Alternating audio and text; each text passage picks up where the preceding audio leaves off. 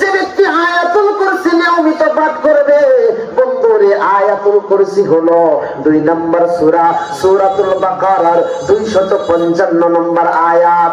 আল্লাহ পাক রব্বুল আলামিন তার পরিচয় শুধু তামাম কোরআনে কারীমের ভিতরে কমপ্লিট পরিচয় 2 জায়গায় তুলে ধরেছেন। 1 নম্বর হলো আয়াতুল কুরসির ভিতরে, আর একটা হলো 112 নম্বর সূরা সূরাতুল ইখলাস তথা কুল হুয়াল্লাহু শরীফের ভিতরে।